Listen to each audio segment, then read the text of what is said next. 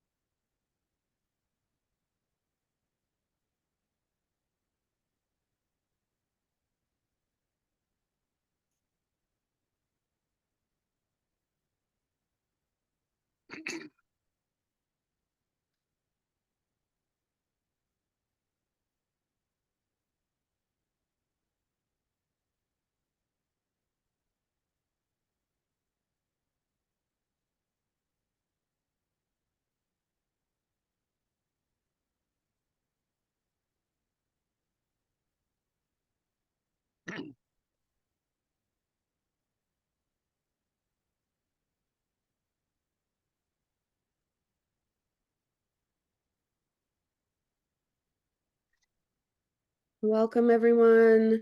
This is the right place for the lecture this evening, Years Without Summer. We're going to give it a few minutes for people to log on, since we're just about hitting 6 p.m. Central now, but we'll get started by 5 after.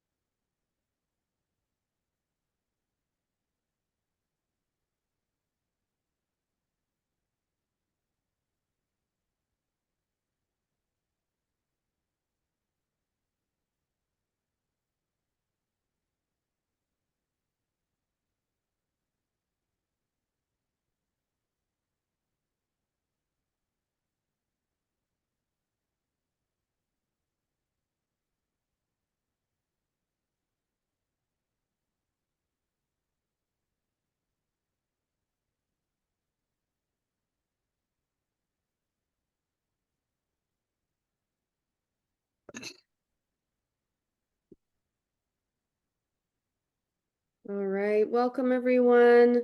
This is the correct place for the Years Without Summer lecture. We'll give it a couple more minutes to just let people log on, but we'll get started no later than 6:05.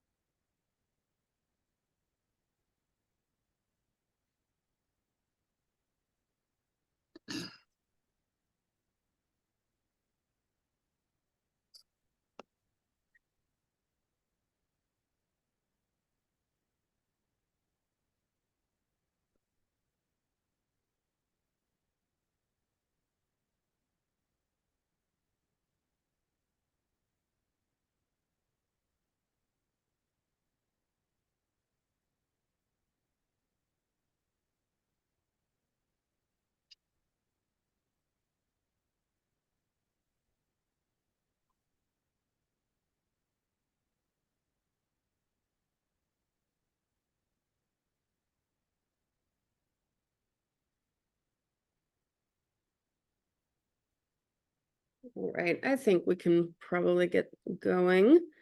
Um, so good evening, everyone. My name is Dr. Amy Catherine Medvick, and I am the Director of Educational Programming here at Hermann-Grima and Gallier Historic Houses.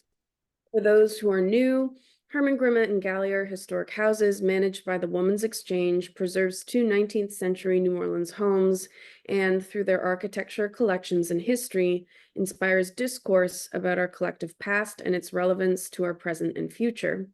We invite you to come visit us the next time you're in the French Quarter. It is my great pleasure to introduce our speaker this evening. Sean Munger is a historian, teacher, author, and YouTuber.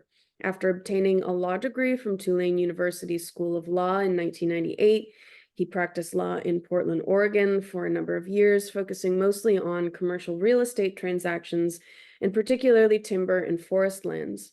He then went back to school to pursue his first love, history, and earned a Ph.D. in environmental history from the University of Oregon in 2017. He is now most well known for his in-depth historical videos on his YouTube channel, which cover numerous subjects in U.S., world, and environmental history. He also teaches history classes in person at the middle school level at a charter school. He has written books on a number of subjects, including fiction, with his latest mystery novel released in early 2024. In tonight's lecture, Dr. Munger will discuss the Cold Decade, an unprecedented episode of global cooling that swept across the world, the result of two enormous volcanic eruptions, one of which remains extremely mysterious. Though the effects of the climate anomalies have crystallized into American folklore and popular consciousness, most notably as the quote-unquote year without summer, 1816, in fact, the event lasted much longer than a year and manifested itself in a number of different ways around the world. New Orleans, the American South, and the Gulf and Atlantic coast regions were not spared. In this talk, we'll examine what happened, how people understood and reacted to the strange events occurring around them, and what it means for our understanding of environmental history. This virtual lecture is made possible with support from the City of New Orleans Mayor's Office of the Cultural Economy. We'll have a Q&A at the end of the lecture, so please use the Q&A tab at the bottom of your screen to submit any questions that you have instead of the chat function. And now let's hand things over to Dr. Munger. Okay, well, thank you very much, Amy. Really appreciate the intro. I do have some slides, which I am going to present. Okay, so thanks very much also to Gallier House for inviting me, and thank you to all of you who clicked on. Really appreciate being here. As Amy said, my name is Sean Munger. These days, I'm probably most well known for my YouTube channel, but I do also teach history online and in person. And my PhD is in environmental history. And my dissertation was on the topic that I'm talking about today. And this topic is both very simple and also extremely complex. The simple story takes only a couple of minutes to tell, but the more complicated one, I spent 7 years studying, and I don't feel like I reached the end of it. So just a caveat for this, I did not study New Orleans or the Gulf region specifically. This is truly a global story. But as Amy identified, I do have a New Orleans connection, having gone to Tulane Law School, and I lived in New Orleans for 3 years. So there is that connection. And I'm going to start this story with a quote about New Orleans. This little bit appeared in the Providence Patriot and Columbian Phoenix, which is a newspaper from Providence, Rhode Island, on March 1st, 1817. That's the paper where I first found this tidbit in my research about 10 years ago. Now, you can hear a lot of quotes today from contemporary sources, so this is the first of them. So here is the quote from that paper. With the numerous accounts of the inclemency of the season received from all quarters, we might crowd our columns. The commander and crew of a trading vessel on Lake Pontchartrain near New Orleans are stated to have frozen to death on the 17th. It is generally allowed that the present is the coldest winter experienced since those old-fashioned ones, when people used to skate in Newport, in quotes, and dig passageways under the snow, end quote. So the way that newspapers functioned in early 19th century America was similar in some respects to the way that social media functions today. So papers would reprint items from other papers or from letters or things they heard word of mouth, and they would often not make strong claims about their veracity. So if you look at papers from this era, often you'll see items prefaced with headlines that say things like "important if true." I wish more papers would do that today. But this tidbit about the crew of a ship on Lake Pontchartrain freezing to death made the rounds of papers in March 1817, in as close to what you would say in today went viral. I found mention of it in a paper called Niles Weekly Register, published in Baltimore, which truly, even though it was just published in Baltimore, it was truly a national paper. In fact, it's been called the first real national weekly news magazine. So this little bit got a lot of play. Near as I can tell, the original source of the report was the New Orleans Gazette of January 21st, 1817. The original report read, quote, "On Friday night, the 17th, that would be January 17th, 1817, Captain Slater, who has long been known to the citizens of New Orleans as commander of a trading vessel on Lake Pontchartrain, was, together with his crew, frozen to death on board his vessel while on the lake. This circumstance will excite the astonishment of our northern fellow citizens, who generally have very incorrect notions respecting the climate of Louisiana." End quote. So obviously, Lake Pontchartrain freezing over is a rare event. Near as I could tell, I know it happened in 1989. I found a blog that featured pictures of that event. I don't know if it's happened more recently since then, but I know it did happen then. But my point is, it's extremely unusual. It does occasionally snow in the New Orleans area, but it's clear, not just from this article about the fate of Captain Slater and his crew, that the winter of 1816 to 1817 was extraordinarily harsh throughout North America and Europe. And this was not just an unusually cold winter, the kind that old timers would remember and would talk about. There's something qualitatively different and unusual about this event in environment and climate history. And there's a lot more to it than meets the eye. So this is the story that I have for you tonight. So here is the short version, the one that's most well known.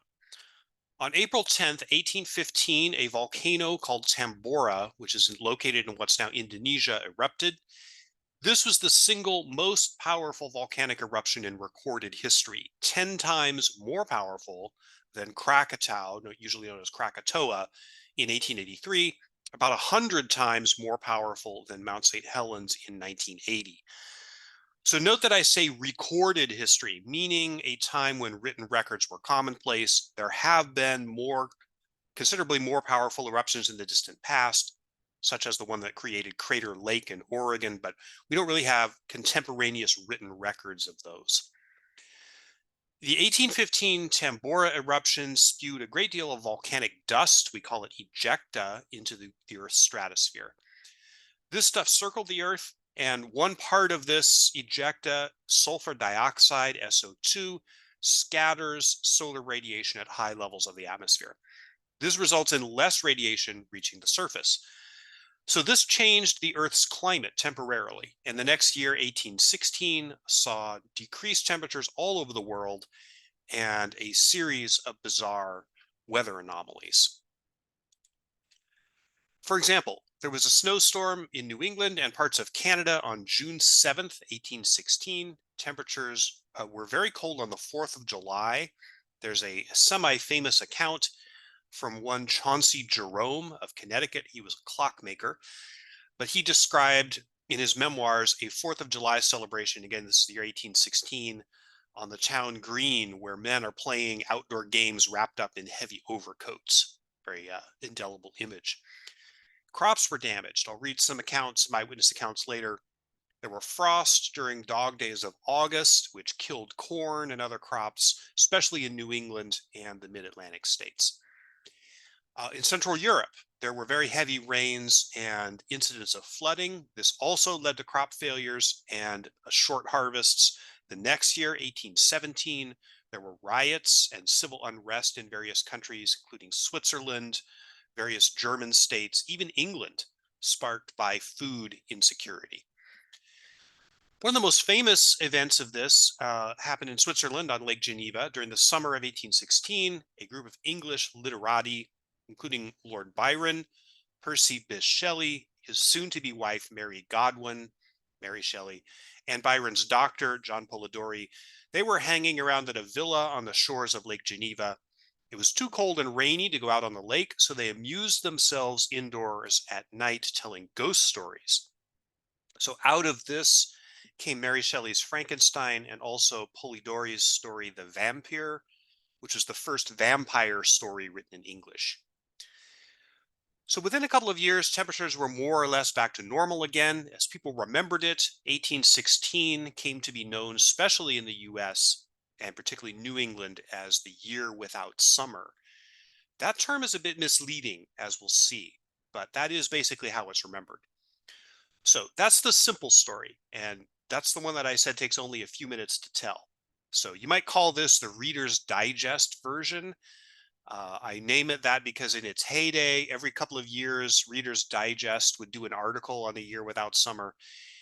By the early 20 teens, this was the kind of stuff that worked really well on blogs, like that early generation of blogs like WordPress, free WordPress, or Blogspot, if you remember those. In fact, in 2011, there was a Year Without Summer fan page on Facebook. It's not there anymore. So because it's kind of a quick story to tell, there's two conclusions you could reach from this. For me to have spent 7 years studying this at University of Oregon, either I'm a really slow reader or there's a whole lot more to this story. And I became interested in this story years ago. In 2011, when I was trying to come up with a potential topic for then my master's thesis, which eventually became my dissertation, I pitched this idea to my academic advisor, Matt Dennis, an authority on early America and the Revolution. And the question that he and others posed was always the same, which was interesting, but so what? When I began drilling into the subject, I found a lot more than just the Reader's Digest or Blogspot type of stuff. In fact, there's so much about this subject that the hardest part of coming up with this presentation was figuring out what to leave out. So obviously there is a lot more here. Before we get to the bigger story, I want to share with you a few eyewitness accounts of the year without summer, the weather anomalies and how people reacted to them. So these are their words verbatim. So this is from Isaiah Thomas, who was a philanthropist and publisher from Worcester, Massachusetts. This is from his diary from 1816. Quote, "This summer, the weather has been the most extraordinary that I can remember. A frost every month since last autumn, but few warm days this summer. No month, but what in several days of it a fire has been generally agreeable. The nights are generally very cool. 3 times frost in August, which in many places cut off the Indian corn and potatoes. The season has been remarkably dry in the United States generally, and in many parts of Europe, as the cold also. Crops of hay very short, but the crops of English grain have been very good. Several times frost in September, as well as in all months of the summer." End quote. Another newspaper, the Columbian Register, July 17th, 1816. Quote, "Norfolk, Virginia, it is now the middle of July, and we have not yet had what could be properly called summer. Easterly winds have prevailed nearly 3 months past, with very few in those temporary changes. The sun during that time has generally been obscured and the sky overcast with clouds. The air has been damp and uncomfortable, and frequently so chilling as to render the fireside a desirable retreat. Such is a brief sketch of the weather at this place during a season which, in the ordinary course of nature, should produce a degree of heat almost insupportable. The extraordinary state of the weather, excuse me, is evidently caused by the prevalence of easterly and northerly winds blowing over the bleak, snow-clad mountains and islands of ice in the frozen regions of the north.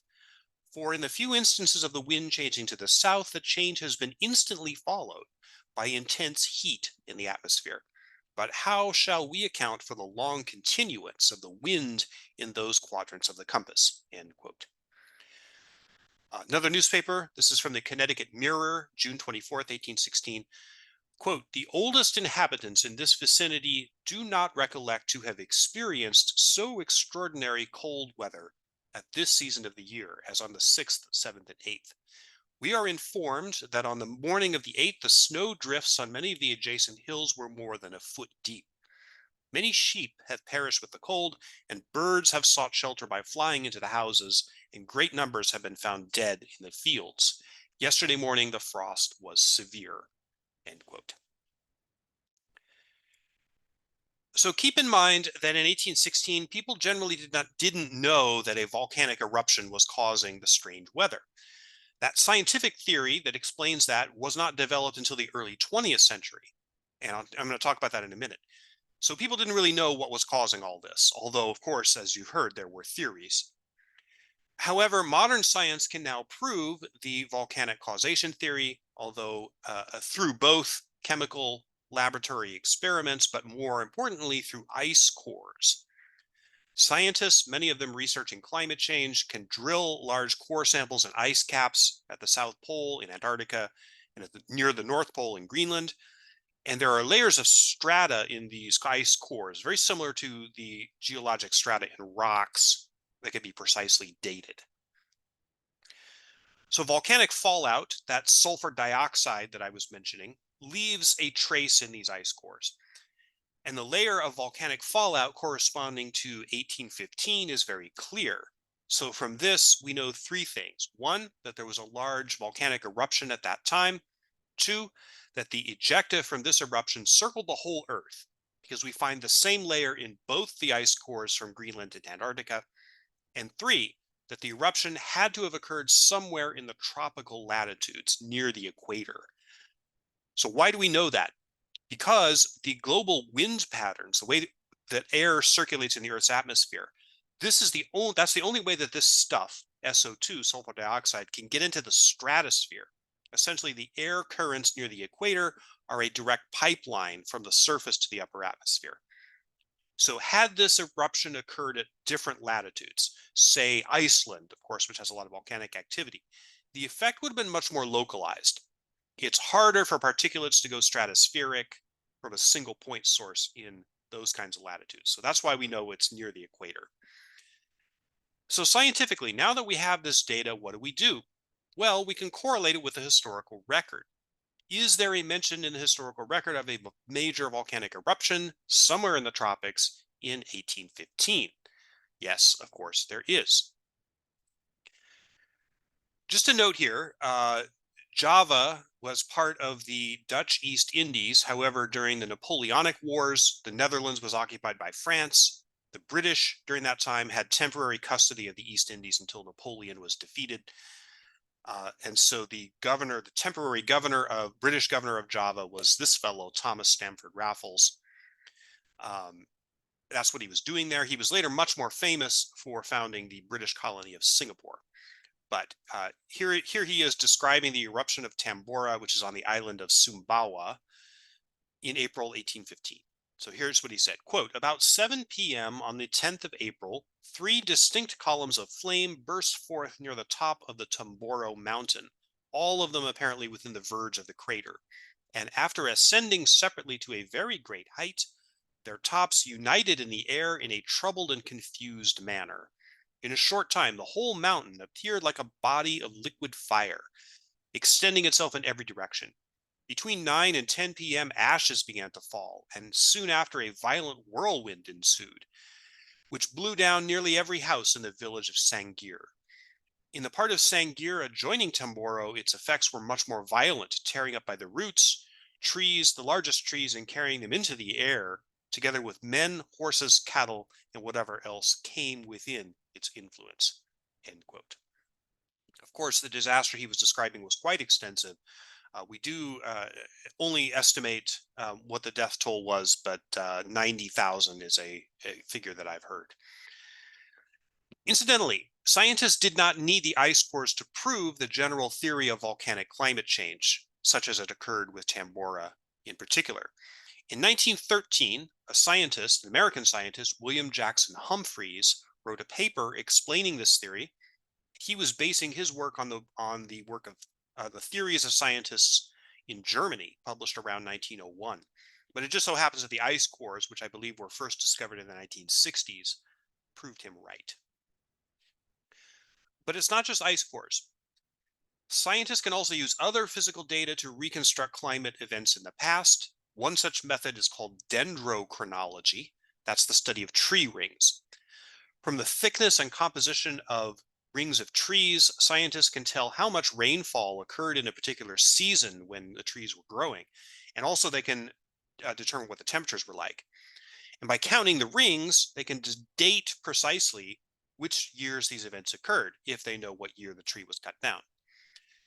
Incidentally, this kind of research, together with ice cores, is one of the reasons, not the only one by any means, but one of the reasons why we know that our own climate since the Industrial Revolution has been warming dramatically as a result of carbon emissions. That's anthropogenic global warming. I'm going to return to that concept a little later on. Anyway, these records, dendrochronology, show a massive increase in moisture and also depressed temperatures in the period 1815 to 1817. Furthermore, there's still another way that we can prove this was a period of temporary global climate change. In Europe, meticulous records have been kept for centuries regarding the harvest dates of wine grapes. And wine grapes, when they're harvested, are uniquely dependent on weather conditions in their localities. Thus, climate researchers can use them as kind of markers, both of moisture and temperature in a given area, given the harvest dates. So a German historian, Dr. Karl Müller, in the early 20th century embarked on one of the most amazing and useful projects in environmental history, in my opinion, when he went around Baden, a major wine producing area, collecting all the old records of wine harvests and wine quality. And he compiled a record of nearly 1,000 years of German wine, stretching back to the 10th century. It was really incredible.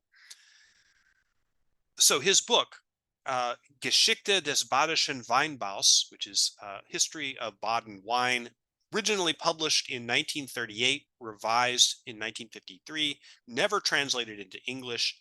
There are 2 copies of this book in the entire United States. I managed to get my hands on both of them temporarily. This is the hardest single source in my dissertation to find. But here's what he found from the year 1816. So, quote, 1816, and this is a rough translation, by the way.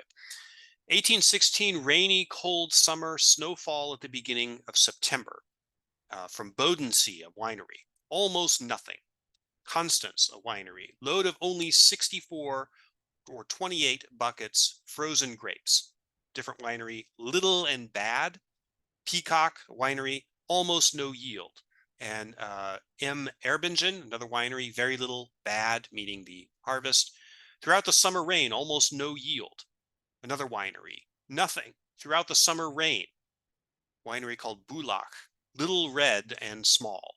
Steinbach, no white wine. Weingarten, frozen grapes, wine unusable. Cold, wet summer. 17 October, frost and snow, unripe grapes, very little yield, bad. End quote. Okay, so we've proven through both historical evidence corroborated by scientific evidence that the year without summer happened and that it was caused probably by Tambora. So we're done here, right? Well, not exactly. So when you look at these pieces of evidence, ice cores, dendrochronology, tree rings, wine harvest dates, that sort of thing, another picture starts to emerge. The tree rings in particular look a little odd. When you add up the tree ring records from all over the world, you see that low temperatures and high moisture did not begin after the Tambora eruption in 1815, but before it, specifically 5 years before it. And the effects continued after 1816, after the so-called year without summer was over. In fact, the whole decade from 1810 to 1819 shows records of abnormally low temperatures and strange weather anomalies. So what about historical records?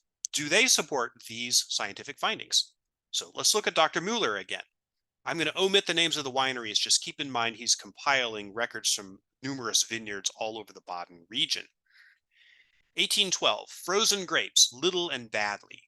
Summer, wet and cold, low wine yield.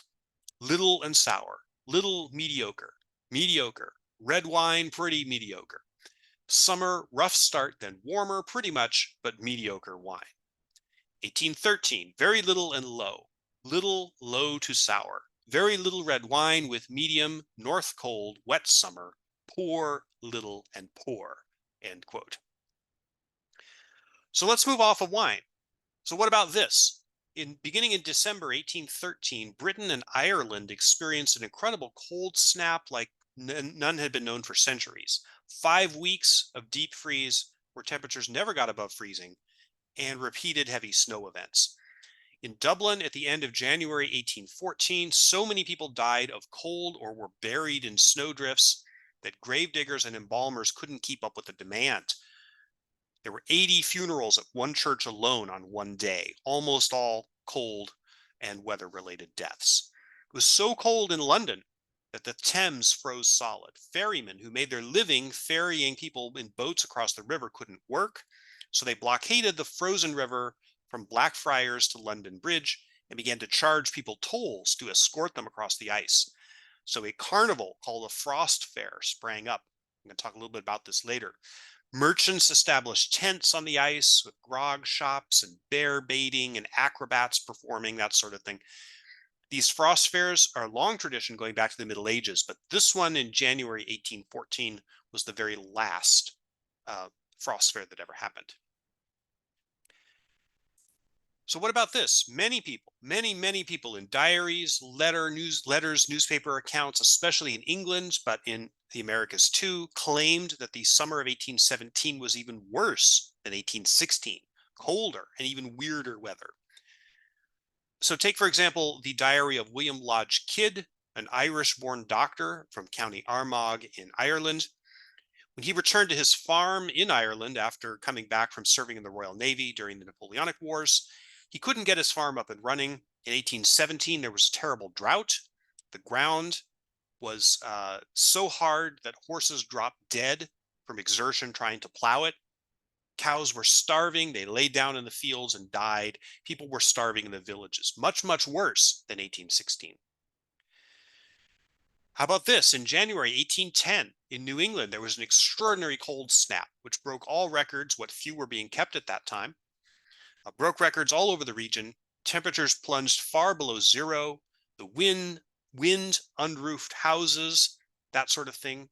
Remembrances of what's called the Cold Friday of 1810 appear in diary after diary that I read over and over and over again, until it was broken by another terrible cold snap, even worse, which occurred when? 1817. So let's return for a moment to New Orleans. One of the most curious chronicles of environmental history in this decade is a book written by a man called Estwick Evans, an eccentric former lawyer from New Hampshire. I can attest that former lawyers are often eccentric. Anyway, in 1818, Evans decided to drop off the grid and go on a 4,000-mile trek in winter from New England down to New Orleans via the Mississippi River. He wrote a book about this experience, truly amazing and sometimes unintentionally funny travel memoir. Incidentally, Evans, who you see pictured there, made this epic trek while carrying a 6-foot rifle across his shoulder and wearing a skin-tight suit made of buffalo fur, which he never took off, but that smelled good.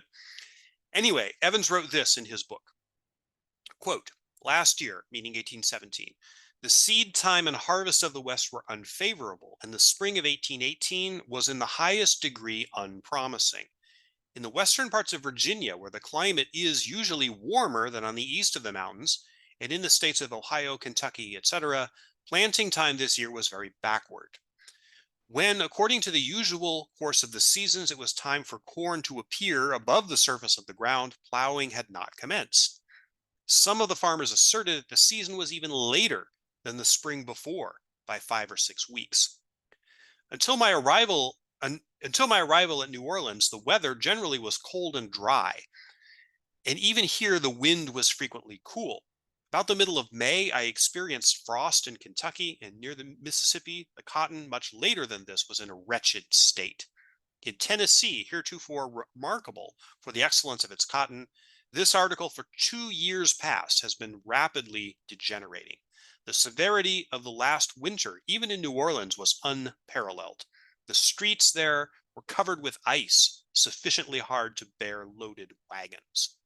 End quote. So the point, the historical evidence, backed up by scientific evidence, shows us that we are not looking at a year without summer, 1 year, 1 summer, one event. What we're really looking at is a cold decade.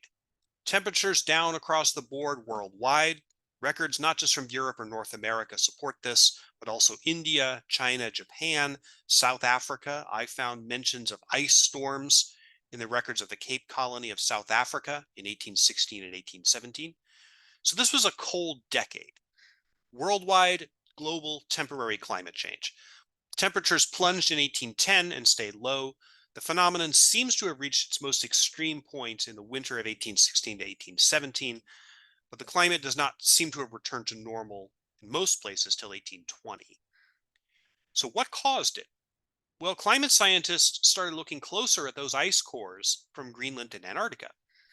Uh, Jihang Koldai, a chemist from South Dakota State University, that's his picture on the screen there, discovered in this century, the 2000s, that in addition to the Tambora fallout, there was another layer, thinner, but definitely there, another layer of fallout that he dated to the early months of 1809.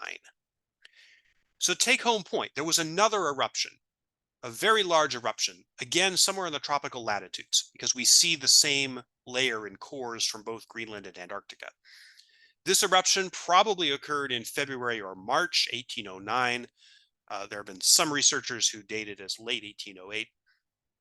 There's no mention in the historical record of a major eruption at this time. I know because I've looked.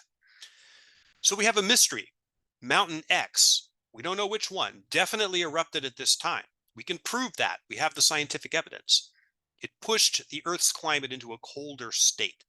The records of weather anomalies, brutal winters, cool summers between 1810 and 1815 corroborate this. Incidentally, another marker of volcanic climate change is spectacular sunsets, which I also found in the historical record in this decade. Lots and lots of reports of spectacular sunsets way out of the ordinary. Then Tambora comes along and pushes the envelope even farther. The most severe events occur in 1816, 1817, then slowly the climate struggles back to a normal state as the volcanic dust falls out to background levels. So you can see we're way past Reader's Digest and Blogspot now. So incidentally, I also sometimes get this question: if another major volcanic eruption occurred today on the order of Tambora or Mountain X, would it solve our problem of anthropogenic global warming? Sadly, it does not work like that. It might help a little bit. The chemistry is very complicated. Volcanic winters caused by SO2 in the atmosphere typically occurred in the absence of high levels of carbon dioxide, which is what we have now. Plus, what humans have done with carbon emissions far exceeds the natural emissions of volcanoes, and they're much more destructive emissions with a much broader and long-lasting effect. Anyway, that's just an aside. So as interesting as this is, we can't just limit ourselves to studying what happened. Why does this matter? What can we learn from the year without summer and the cold decade? Well, one of the things we can learn is how people of the early 19th century thought about their world and their environment. It's very different than the way we look at it today. When I went about my research, I realized that the very few historians who even mention the year without summer at all, and none except me ever talk about the cold decade as a whole. Anyway, historians don't really seem that interested in what people of the past think about events like this. So I decided that was going to be my primary focus. So let's start with the obvious question. Remember, I told you that people of the time, the 18 teens, didn't know about the effects of Tambora or volcanic winters. Some did hypothesize it. Benjamin Franklin, for example, had a theory about it, but that wasn't mainstream. So what did they think was causing these strange weather events? There's a lot of answers to this question, but let's start with one of them, sunspots. People in 1816 suddenly started noticing there were a whole lot more sunspots to be seen than there were at other times. In fact, sunspots made the papers. Newspapers actually reported on them. So here is one account. Uh, from the Daily National Intelligencer, spots on this is May 1st, 1816. Spots on the sun's disk. The sun at rising yesterday exhibited an extraordinary appearance obvious to every eye. As it rose above the horizon, the phenomenon exhibited itself to the inquisitive examiner in the form described by an intelligent and scientific friend in the following communication. Speaking of phenomenon, the weather for some days past may be reckoned among them. Without rain now for about 3 weeks, the whole atmosphere is filled with a thick haze, the inconvenience of which is not diminished by clouds of impalpable dust which floats in the air. The fields exhibit more of the aridity of autumn than the freshness and verdure of spring. End quote. Kind of interesting. Thick haze in the atmosphere. You think they might be onto something here. Some people did believe that sunspots were causing the weather phenomenon, especially in 1816. Many people believed that sunspots were at an all-time high in 1816. In fact, this claim even makes its way into some modern, meaning 21st century, historical accounts of the year without summer. It was, for example, it was often reported in those Reader's Digest type of articles from the 20th century and in blogs and internet communications today. There's just one problem. It's not true. Sunspots, some of you may know this, rise and fall on an 11-year cycle. And this is well documented. So if you plot the cycles on a graph, you see that 1816 fell on the downslope of one of these cycles. Furthermore, there was a period of unusually decreased sunspot activity between about 1780 and 1840, which is called the Dalton minimum. The cold decade falls in the right in the middle of this. So the scientific fact is that sunspots were actually at a minimum in 1816. But the historical evidence is unmistakable. People talked about sunspots all the time, a lot more than usual, especially during spring and summer of 1816. They certainly perceived there were more than usual. So why? Well, the answer is again Tambora. The haze of volcanic dust in the atmosphere, which you just heard reported on from contemporary sources, had the effect of dimming the sun's brightness very slightly, making it much easier to see sunspots than usual. So it's not that there were more sunspots, but people thought there were more.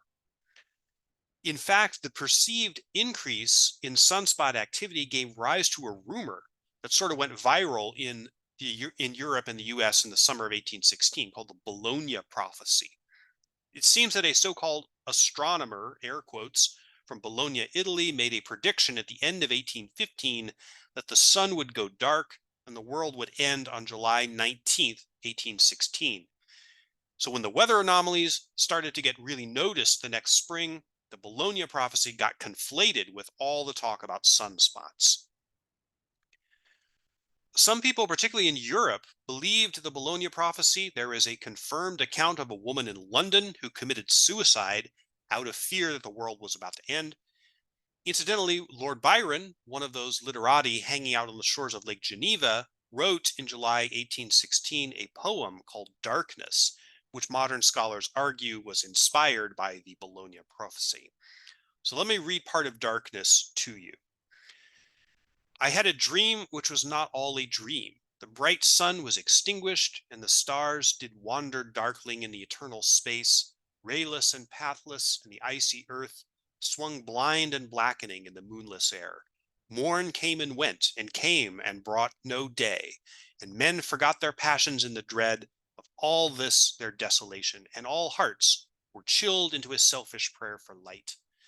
They did live by watchfires and the thrones, the palaces of crowned kings, the huts, the habitations of all things which dwell, were burnt for beacons, cities were consumed, and men were gathered round their blazing homes to look once more into each other's face. Happy were those who dwelt within the eye of the volcanoes and their mountain torch. A fearful hope was all the world contained. Forests were set on fire, but hour by hour they fell and faded, and the crackling trunks extinguished with a crash. All was black. End quote. So not everyone believed that sunspots were related to the weather phenomenon. Some people argued, we're talking mostly about essays on the editorial pages of newspapers here, and in private letters, some argued the prevailing winds across the world had changed and they were blowing into the northern hemisphere from across Arctic ice sheets. And you saw a hint of that in an earlier source. So a question I get a lot about this, did people at the time think that God was causing this? Did they just sort of throw up their hands and say, oh, this is God's will, and stopped looking for any other answer than that? Well, you'd be surprised how rare this reaction was. I didn't see it very often, even in religious communities. And incidentally, there was a religious revival going on in America at this time called the Second Great Awakening. I get this question because today we have a perception since Darwin, really, that science and religion are kind of two halves of how people see the world, and that there's always been this competition between them. And if you don't believe that science describes the natural world, you must believe that God or religion does. I resist this view because, in my experience, it's just not true. And it's certainly not true with regard to people in the 18 teens. First of all, Darwin and his theories were still 50 years off. But science itself functioned differently at this time. And this is important to understand. What we're used to today is what we might call institutional science. There are scientific institutions, universities, societies, research development labs, that sort of thing. And their function is to advance scientific knowledge. And the people who work for these institutions are what we call scientists. And we tend to think of scientists as an occupation, kind of like pilot or accountant or dentist. And this was not how science worked in 1810. At that time, there was no such thing as a professional scientist, because scientific institutions as we know them did not exist yet or were in their early infancy. So the way science worked at this time was men, and they were almost always men, were sort of hobbyists. They were studying a whole bunch of stuff. Gentlemen naturalists, they were often called. They'd go out there taking temperature measurements or drawing pictures of bugs or exploring the Amazon or whatever. So case in point, Alexander von Humboldt, who was definitely the scientist who was most prominent in pop culture of his day, he explored various areas of the Americas, described their geography. This is in the 1790s, 1800s. And he also did describe the weather. So your classic gentleman naturalist. So in this decade, the sciences of what we know as meteorology and climatology barely existed. They were not fully formed disciplines with experts operating from a common base of knowledge or theory, the way science works today. But there were people who were trying to advance it, chiefly by taking and recording systematic weather readings and observations, trying to discern patterns in this data. One of the people who did this was Thomas Jefferson. So in 1809, at the beginning of the cold decade, Jefferson left the presidency and retired to Monticello in Virginia. By that time, he'd already been keeping systematic weather records at his estates, Monticello and Poplar Forest, for about 7 years, since 1802, and he recorded them in a small diary that has come to be called his weather book. So twice a day, he'd record temperature, rainfall, wind, and barometric pressure. So why did he do this? Well, the answer might surprise you. Jefferson, who made his last entry in the book on December 31st, 1816, was hoping that his observations and other observations that were being made by others at that time might be useful in proving a pet theory of his. The theory was that the climate of the Earth was getting warmer as a result of the activities of human beings. Not through carbon emissions, the greenhouse effect was not discovered till later in the 19th century, but through deforestation, agriculture, and development. So in other words, Thomas Jefferson was trying to prove the theory of anthropogenic global warming. So here's what he wrote in his weather book. Quote, "It is a common opinion that the climates of the several states of our Union have undergone sensible change since the dates of their first settlements, that the degrees of both cold and heat are moderated.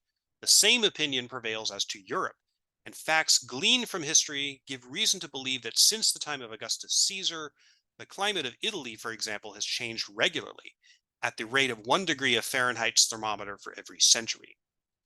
May we not hope that the methods invented in later times for measuring with accuracy the degrees of heat and cold, and the observations which have been and will be made and preserved, will at length ascertain this curious fact in physical history. End quote. So I got to see and handle Jefferson's weather book at the Massachusetts Historical Society, not a copy, not a microfilm, the actual physical book that he wrote in. I took this picture. It was a thrill for me. In fact, the quote is written in very, very tiny writing down at the bottom of this page. So something else that you need to understand about science in the 18 teens, they did not appeal to experts in the way that we do today. This makes sense if you think about it, given the fact that the experts that we appeal to work for scientific institutions, which work really around then, or at least around in the same way. So imagine what would happen today if there's a huge bright explosion in the night sky. Who's the press going to call? They're going to call Mount Palomar Observatory or NASA or MIT or somebody to get somebody to explain to us what happened. Didn't work like that in the 18 teens. And it wasn't just because there were a lot fewer experts to call. What you would probably do in this situation, at least in the United States, is to open up your farmer's almanac and see if it says anything about bright explosions in the night sky. Probably wouldn't, but it might say something like, month of May, watch for curious changes or something like that. Okay, well, there you go. So almanacs, which have a long tradition stretching back to early colonial America, were kind of an interesting mashup of knowledge. On the one hand, you had astronomy, phases of the moon, where planets were going to be on a given day, that sort of thing. You had very kind of general weather forecasting, stuff like watch for curious changes or July will be mild this year. Pretty vague, but with a sense that whoever was writing it knew what they were talking about. But you also had practical agricultural and animal husbandry knowledge. A lot of it from collective experience, but some of it bordering on old wives' tales.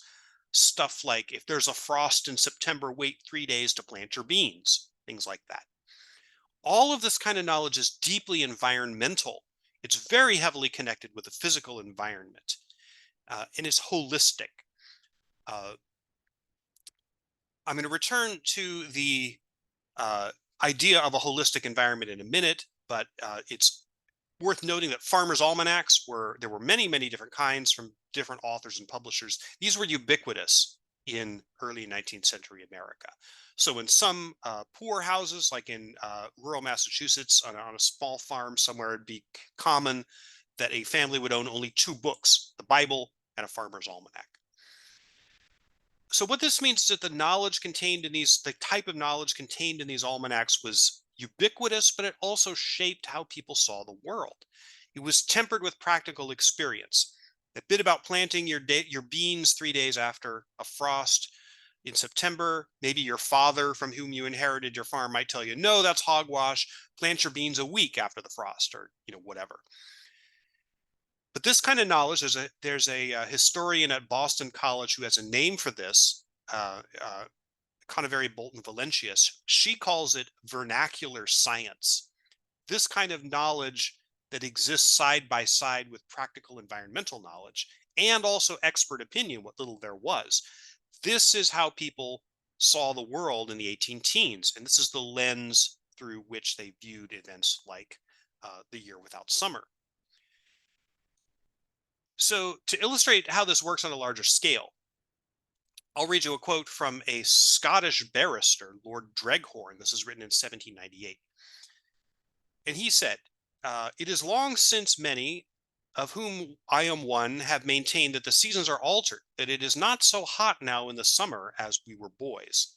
Others laugh at this and say that the supposed alteration proceeds from an alteration in ourselves. In 1783 or 84, in the course of a conversation I had with my brewer, who is very intelligent and eminent in this way, he maintained that an alteration had taken place. The observation he made from a variety of circumstances. The period he fixed on was the year in which the earthquake at Lisbon happened, 1755. I found the same opinion with this additional fact, that in Champagne, where Linguet, that's a vintner that Dreghorn knew, was born, they have not been able to, since that earthquake, make the same wine. He says, too, that he has seen the title deeds of several estates in Picardy, which proved that at that time they had a number of excellent vineyards, but that now no such crop can be reared there, end quote. So imagine reading this in 1816, 1817. You've been through the year without summer and all these strange weather events, and you're filtering these things through the way you see the world. You don't necessarily have an answer for what happened, but in terms of way you view the environmental world, uh, something like this probably makes sense to you. So we tended to lose this kind of perspective, especially in the 20th century, because in the development of scientific institutions, universities, R&D labs, journals, and such, science essentially atomized. It's split into a huge myriad of specialized disciplines. The knowledge of a holistic environment has slowly been recovered in our modern times. Today, we call it ecology, the way biological and environmental systems are interconnected. Obviously, science has advanced a lot, and that's a good thing, but we've also lost a little perspective along the way. So think about this. If we had developed our modern institutional science, but somehow we had hung on to that holistic view of an environment that we had back in 1810, might we have been able to notice the problems of anthropogenic global warming earlier than we did? We might have, our modern understanding of this phenomenon came from the 1950s and especially 60s, but might we have been able to see it earlier? We could have looked at it just a bit through the kind of lens that people saw the world 200 years ago. This is why this subject matters. So going back to the question, why do we care? Why should we care about how people viewed the weather and climate in the year without summer and the cold decade? This is why. So I am nearing the end here, but I developed a theory over the course of my research. This is not a be-all, end-all, but it's an analytical tool that we can use to try to put ourselves in the shoes of those people who lived through these events. So think of the world as having two layers. There's a local layer and a broader layer. The local layer is what you see around you. Your farm, your crops, your community, the weather outside your window. That's what surrounds you every day. And then there's a broader layer. This encompasses everything beyond the local, the region, the country, the world, even the heavens and the cosmos. So climate is up here, celestial events, sunspots, supernovas, earthquakes in Lisbon, the moon retrograde in Mercury, all that is up there. You live down in the lower layer, but your attempt to understand the world and the environment is you reaching up to that higher level to try to pull in something you can use from that broader layer. You want to try to understand it, make sense of it, make it less mysterious, and figure out what it means to you. Especially true when something like the cold decade happens.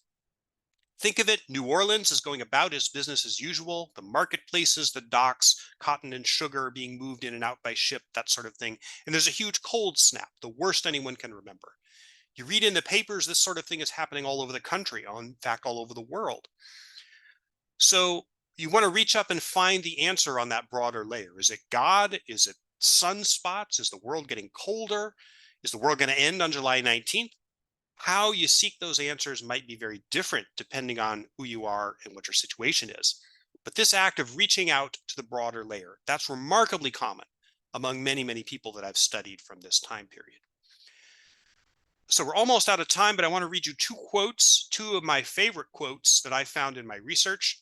The first comes from the Frost Fair on the Thames in January and February 1814. There was a little souvenir book that was published there. The printers actually hauled a printing press down onto the ice and printed this book, which you could buy as a memento of the Frost Fair. The book was called Frostiana. It's really great.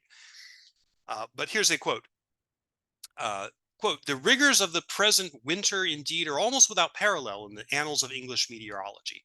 The late severe frost was ushered in by a fog, which for its density and duration has seldom been equaled. But the only fog at all comparable to that of 1813 was one which happened on the evening of New Year's Day, 1730. Booths, okay, talking about the fair itself, booths for the sale of brandy, wine, ale, and other exhilarating liquors have been for some time fixed thereon," meaning the Thames, the frozen Thames, "but now in its manner and is like a town. Among the more curious of these was the ceremony of roasting a small sheep, which was toasted or rather burnt over a coal fire placed in a large iron pan. For view of this extraordinary spectacle, a sixpence was demanded and willingly paid. The delicate meat, when done, was sold at a shilling a slice and termed Lapland mutton. Final quote. This comes from a newspaper called the Essex Register of Salem, Massachusetts. So as I read this quote, think about everything we've talked about today. These facts are as well authenticated as anything in history. Let no one therefore be astonished, even if the sun should be entirely black, or the moon turn red, or new stars appear, or old ones go out of the system, or earthquakes remove kingdoms and shake down cities, or mountains vomit fire, or floods inundate countries, or kingdoms change masters, or comets gleam athwart the heavens, or stones fall from the sky, or rain, hail, tempests, hurricanes, waterspouts, etc. continue to appear. Let no one be ignorant of the mighty operations of nature, and though uncommon, are part of the system of things, and are no more wonderful than the showers of spring, or the rising of the sun, or the return of winter. End quote.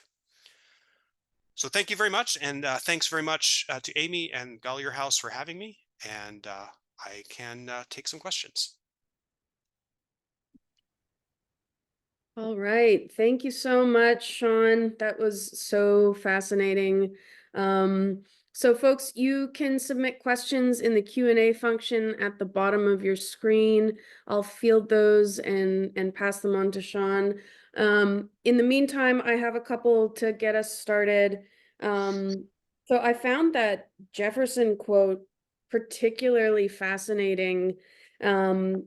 And it really shows how it shows that people have been aware of climate change and human caused climate change for a lot longer than contemporary debates might suggest. And so I was wondering if you could just like tell us more about that, and especially how his views fit within broader perceptions at the time. That's a great question, and they did fit within a broader context. There was an argument going on about this time from roughly the late 18th century up until roughly the middle of the 19th century about climate change and about whether the Earth was getting warmer or colder and how fast and what was causing it. I did focus a lot on this in my research. There were, people who were arguing, no, the world is getting colder, no, the world is getting warmer, and there didn't really have. It was kind of an academic argument because no one could win, basically.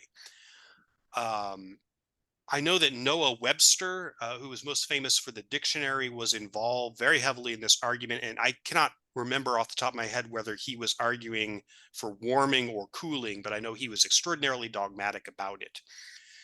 Jefferson was obviously of the opinion that the climate was warming. His estimate of how large and how fast the warming was occurring, as I read to you, was way off. He estimated it was 1 degree Fahrenheit per century, which is not, of course, accurate. But his idea was not bad. And he was looking specifically at the United States and also looking mainly at the expansion of the United States across North America, which was, of course, his major project. But he argued that as development occurred, as forests were cut down, as rivers were dammed, those types of things, that those were changing the climate. And he was generally arguing that that climate change was good because it would mean more land would be available for cultivation, especially out west, and then that would be the key to American independence, economic and political independence, which the Empire of Liberty, you may have heard that term. So all of those ideas kind of focused on that. But there were others, Lord Dreghorn, for example, who was saying that the world was getting colder. And no one ever really won that argument, but it was a larger thing that was going on at that time. Right. So we do have one question that someone is submitted through the Q&A. Did intelligent people in the 18 teens understand the consequences of global warming? If so, what did they try to do about it? I'm going to say they did not in the way that we think of it.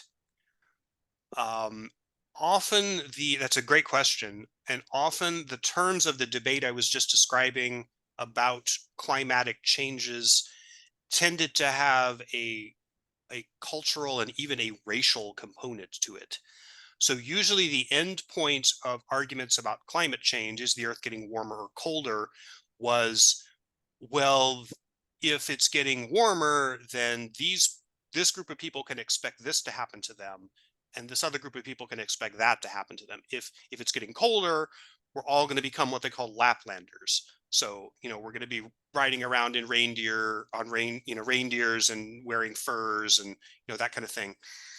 Um, in the Enlightenment era, and Jefferson, of course, came out of this, the idea was that warmer climates made people more primitive, or sort of held back their development. So as climates became warmer, we would have to be vigilant to maintain our level of civilization, because only the savages live in these terrible warm climates like Africa or the Pacific or those kinds of things. So the terms of the debate were about that. Even when, this is a little bit off the topic of the 18 teens, but when the understanding began to crystallize that industrial activity was changing the climate, generally, and this was at the very end of the 19th century and the beginning of the 20th century, most of the opinion around that was that that was good, because it would prevent the earth from sliding into another ice age. And people were concerned about that. So it was really a 20th century development where people started to think, well, wait a minute, maybe the earth's going to get too hot and we're going to start to have these problems. That is much more of a modern phenomenon. Okay, yeah.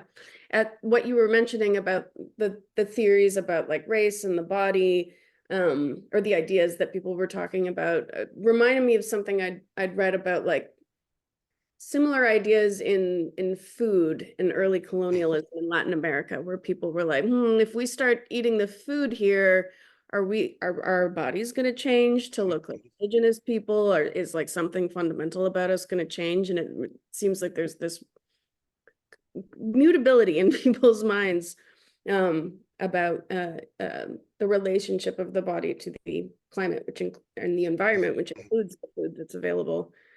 Right. And the historian whose work I mentioned, Conaveri Bolton Valencius, also has done work on that issue as well, about the food and diets and medicinal practices, and how those people were afraid that was going to change them or change their communities. So she's done some interesting work on that as well. Fascinating. Another question. Um, I'm wondering, you mentioned a few examples in New Orleans. Do you have a sort of sense of,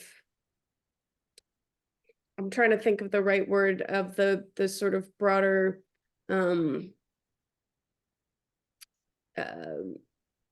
climate, for lack of a better word, like emotional climate, cultural climate, that it might have, how it was experienced in the South versus in other places, especially being a place that's not as cold Yeah. as others. That's a good question too, and I'm not sure how to answer it, because I was able to find fewer records of weather and climate anomalies in the South than I did in places like New England. And part of that, I think, was because uh, New Englanders in particular really like to watch the weather in a very kind of systematic way. And that practice did not seem as widespread in Southern sources.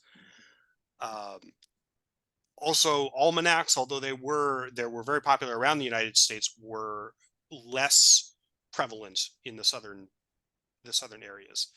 So the stuff that I have found about the South and about um, weather anomalies that occurred during this decade tend to be along the lines of the examples that I mentioned, where people would say, like, gee, the winters the last 3 years sure have been severe.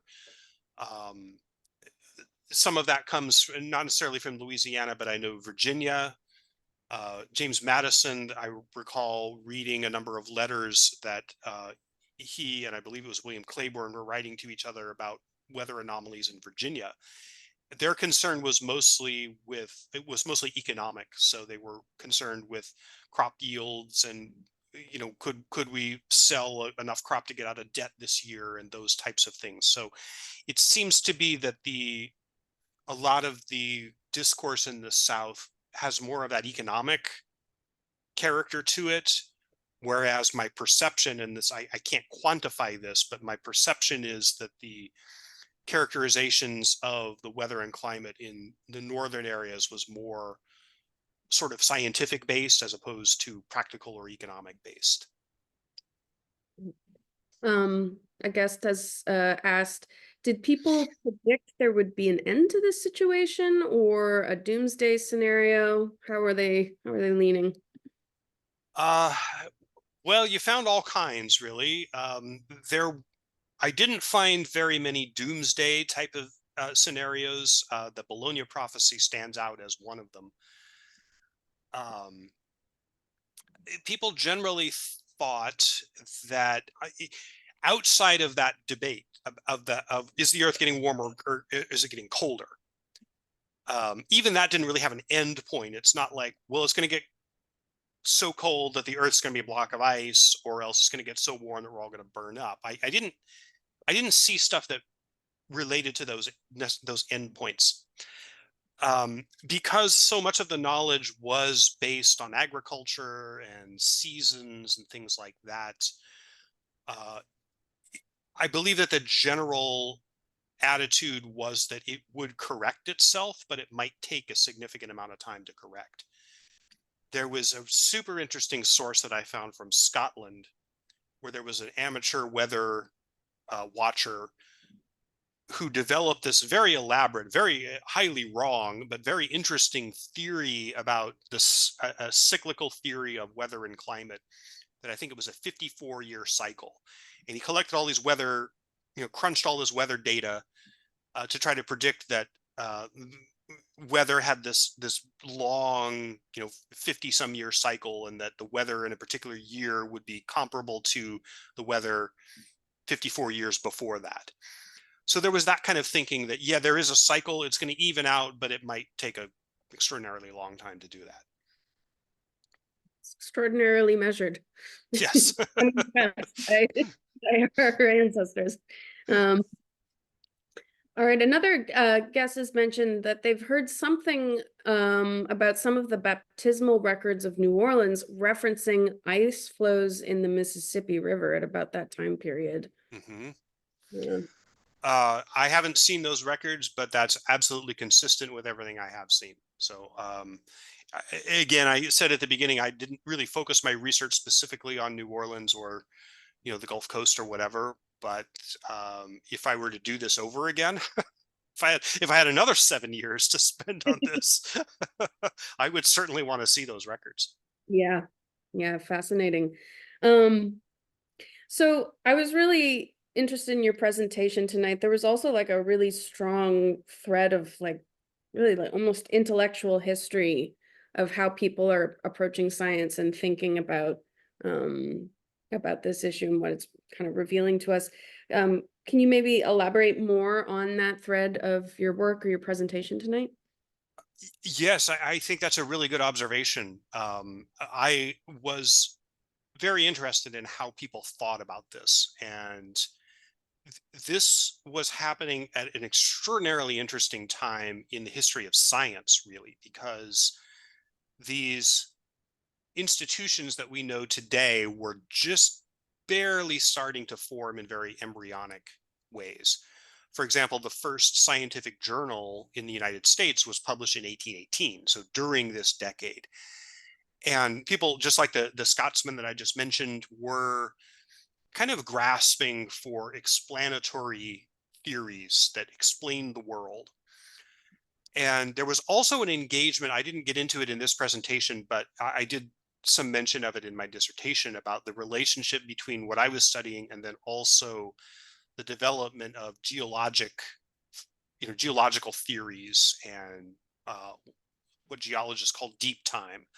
So a lot of development was going on around this time of people were finding fossils and early, the very earliest work on dinosaurs and other, prehistoric creatures and that sort of thing, that sort of work was starting to percolate toward the forefront of science at this time. And the United States kind of lagged behind Europe and particularly Britain in that sense, because there was the Royal Society and there were these scientific societies that were very popular in Britain.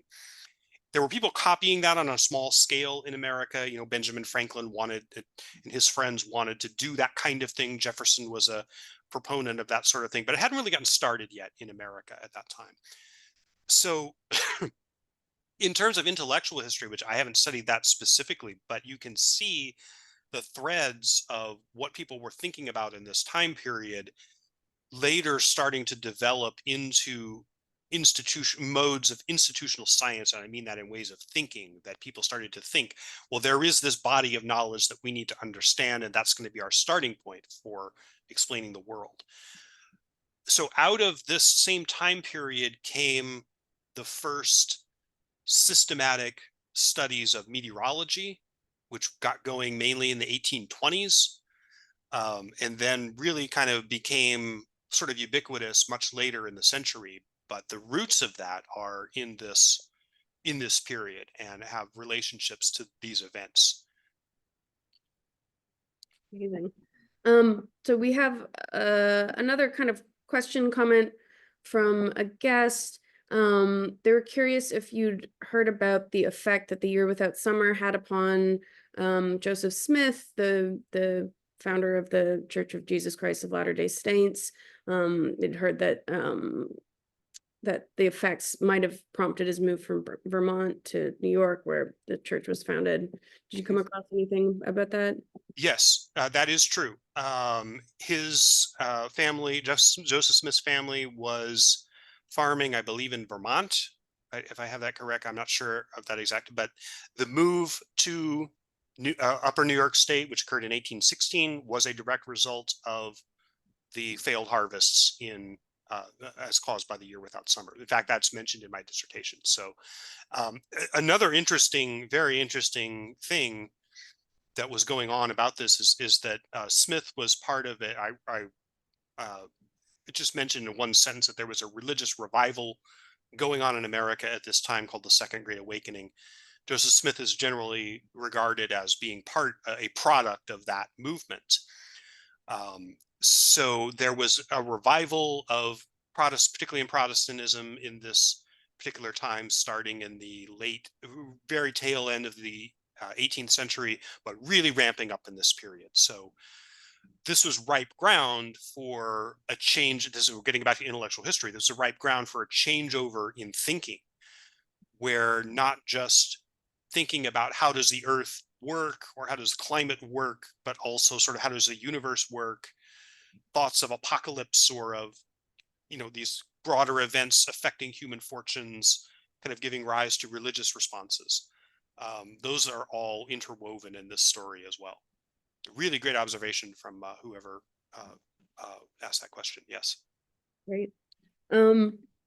So I have one more question, and unless anyone submits more, it'll probably be our last question. And it's sort of the big picture question, and I think you touched on this a little bit, but it's another chance to elaborate. How does this story fit into a larger picture of human-caused climate change, or how does it inform our understanding of our present-day crisis and the cultural response to it? Well, those are big questions. And what I have told people in the past is that I think this episode is interesting because it's the last episode of global climate change that occurred before the Industrial Revolution. The Industrial Revolution, of course, changed everything about how we think about the world, how we interact with the world. And I think that going back to a time where these environmental pressures were occurring, where we didn't have those modes of thought, is something we should look at, because our modern episode of global warming is an unintended consequence of the Industrial Revolution. No one wanted it, but now we see that this has happened and we have to deal with it. And there's a famous saying that you can't get out of a problem using the same thinking that you got into the problem with. So sort of moving past our assumptions about the world and how the world should work that were minted in an industrial age since we've had all of this technology. And I'm talking about not just smartphones, but going back to the beginnings of industrialization in the late 18th century. If we get past the modes of thinking that developed during that time, I think we may find a greater capacity for conceptualizing what's happened to us since then and thinking of ways how we might survive and adapt to it. So I think that would be my answer, that this, and I don't know where the answer is in this episode in the past. I can't look at something and say, that's what we should be doing. It's not as simple as that, but I think this is important for that reason, because I think that the thinking that was going on at this time, it's easy to call it primitive and say that there's no value to it because they didn't understand science the way we do. Well, as I tried to get at it with the vernacular science example, that the way we understand science is not necessarily the way that the universe really works. There might be something else that feeds into our understanding that we're missing. And this might help us understand what we're missing. So that's, I guess, the best answer I can give to that. Great question. Very, very provocative. Well, that's a great answer. And so much to think about. And yeah, I really appreciate you doing this lecture with us. I want to thank you on behalf of Hermann-Grima and Gallier Historic Houses. Just a little housekeeping announcement to folks who are still logged on. So next month's Gallier gathering in September, it'll be on the 11th. It's also going to be the launch of a really exciting project. It's a virtual tour of Gallier House titled Shifting Landscapes, Slavery in the Built Environment. It's a beautiful tour, lots of great information there that's not available on our in-person tours because it goes much more in depth. You can spend hours on there. The launch will feature a live virtual panel comprised of the national team of historians that created the tour in collaboration with museum staff. The tour is also going to go live the same day, free and available to the public on our website. So registration for this is going to be up on Eventbrite, same place that you registered for this lecture, in the coming days, and future lectures as well. You can find more information about them on our website, hgghh.org. And I would once again like to thank our fantastic speaker, Sean Munger, and thank you, our audience, for your continued support of our museum. And we look forward to seeing you at our next Gallier gathering. Thank you so much, everyone. Thank you.